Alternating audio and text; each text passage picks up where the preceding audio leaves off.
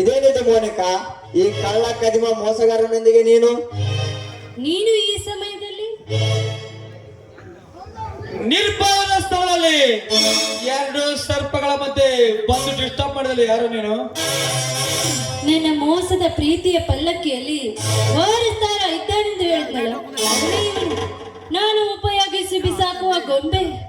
ಏನು ನೀನು ಉಪಯೋಗಿಸಿಕೊಂಡನ?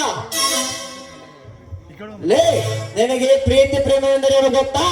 ಅಂತಹ ಪವಿತ್ರವಾದ ಶಬ್ದಕ್ಕೆ ಚುದೆ ತಂದ ಮೋಸಗಾರ್ತೆ ನೀನು.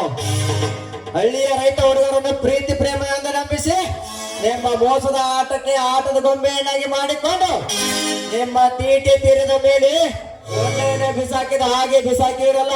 ನಿಮಗೆ ಮಾನ ಮರ್ಯಾದೆ ಇಲ್ಲವಾ? ಮಾನ ಮರ್ಯಾದೆ ಕುರಿತು ನಿನ್ನಿಂದ ಹೇಳಿಸಿಕೊಳ್ಳುವ ಅವಶ್ಯಕತೆ ಇದ್ದು ನನಗಿಲ್ಲ. ಅಷ್ಟಕ್ಕೂ ನೀನ್ಯಾರು? ನಿನ್ನ ಪರಿಚಯ ನನಗಿಲ್ಲ. ಸುಮ್ಮನೆ ಹೊರಟು ಹೋಗು ಇಲ್ಲಿಂದ. ಹೋಗದಿದ್ದರೆ ಏನು ಮಾಡೋರಿ ಮೋಸಗಾರ್ತಿ? ಇದು ನನ್ನ ಊರು, ಹುಟ್ಟಿ ಬೆಳೆದ ತವರೂರು. ನೀನು ಎಲ್ಲಿಂದಲೇ ಬಂದು ನನಗೆ ಮೋಸದ ಪ್ರೀತಿ ತೋರಿಸಿ ಹೊರಟು ಹೋಗು ಎನ್ನುವೆಯಾ? ಎಮ್ಮಾರಿ, ನೀನು ಮಗಳು ನನ್ನ ಮನಸ್ಸಿನಿಂದ ಈ ಊರಿನಿಂದ ಹೊರಟು ಹೋಗು. ಈ ಪುಣ್ಯ ಭೂಮಿಯಲ್ಲಿ ಸೀತಾಮಾತೆ ಸತಿ ಸಕ್ಕುಬಾಯಿ ಅಂತ ಮಹಾನ್ ಪತಿರತಿಯರು ಹುಟ್ಟಿ ಬೆಳೆದ ನಾಡು ಇದು.